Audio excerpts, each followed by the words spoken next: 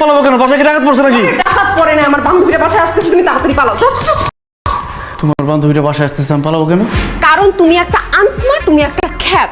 দেখো তুমি আমার হাজবেন্ড, এই কথা আমি আমার বান্ধবীদের সামনে জীবনেও বলতে পারবো না।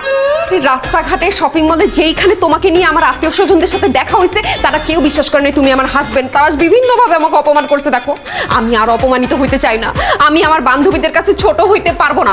আচ্ছা ঠিক আছে, তোমার বাসা থেকে বের হইতে হবে না, তুমি বাসার মধ্যে খাটের নিচে পালাও, যাও। না না বাবা, আমি আর খাটের নিচে লুকাইতে পারবো না।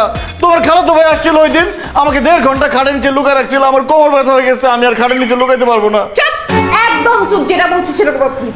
না আমি খাটের নিচে যেতে পারবো না, আমার ব্যথা করে অনেক। না না না। কি অবস্থা? ও মাই গড, বিয়ের পর প্রথম তোর সাথে দেখা। কেমন আছিস দোস্ত? এই তো দোস্ত, ভালো আছি। তোরা কেমন আছিস? আমরা তো ভালো আছি।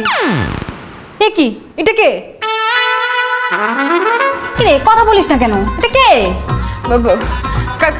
আমার বাসার কাজের লোক। কি? এটা তোর বাসার কাজের লোক?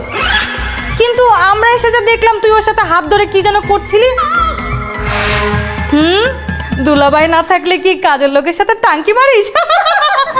না না দোস্ত, কি যে বলস, আসলে উনি কাজটা ঠিক মতো করতে পারে না, তো ওনাতে হাতে ধরে ভালো মতো শিখাচ্ছিলেন কিভাবে কাজ করতে হবে। এই কাজ করো না, যাও কাজ করো, কাজ করবে।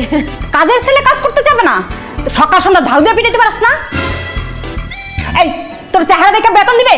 যা আমার জন্য 1 গ্লাস পানি নিয়ে আয়, আর আমার জন্য 1 কাপ কফি। আর আমার জন্য 1 গ্লাস ঠান্ডা দেখে জুস নিয়ে আয়, যা। এই তুই দাঁড়াছিস কেন? যা, নইলে কিন্তু থাপড়া একদম গাল দাপ ফালা দিন। এ পোলা থাপড়া, তোর গালে দাঁত আমি ফেলামু। তুই জানোস আমি কে? তুই কে? আমি আপনাদের বান্ধবীর জামাই কাশেম মণ্ডল। এইটা তোর স্বামী?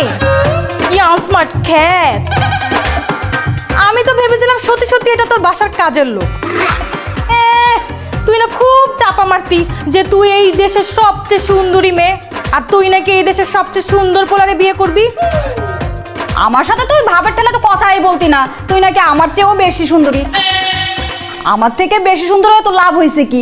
তোর জামাই থেকে আমার জামাই বেশি সুন্দর। যাক, আজকে আমার কোনো দুঃখ নেই। ভার্সিটিতে পড়ার সময় তোর পিছনে আমি অনেক ঘুরেছিলাম, তুই কি করছস? আমার পাত্তেই দাস নাই। তুই আমারে বলছিলি তুই শাহরুখ খানের মতন পোলা বিয়ে করবি। এই তোর শাহরুখ খান? আরে এর চাইতে তো আমার বাসার ওই আবুল আছে না, গেটে দাঁড়ান, ওও বেশি সুন্দর। দোস্ত, আমি এই লোককে নিজের ইচ্ছে বিয়ে করি না, আমার বাবা জোর করে আমার বিয়ে দিচ্ছে।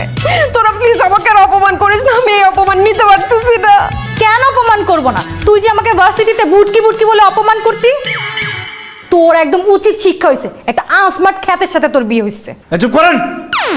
আমার বউ আর আমাকে নিয়ে যদি আরেকটা বাজে কথা বলেন, তাহলে একদম ঘাট ধরে বাসা থেকে বের করে দিব। কি বললি? তুই ঘাট ধাক্কা দিয়ে বের করে দিবি? তুই চিনিস আমরা কে? আনস্মার্ট খ্যাত কোথাকার। এটা আসলেই একটা খ্যাত। অনেক কন্ট্রোল করছি রে, এবার ঘাড় ধাক্কা না, লাইট থেকে বাইতে বাই করবো। অনেকদিন বেড়ি মানুষ ফিরে না, তখন দিনে পিটামো পিটামো। বাইরে বাইরে বাইরে বাইরে বাইরে বাইরে।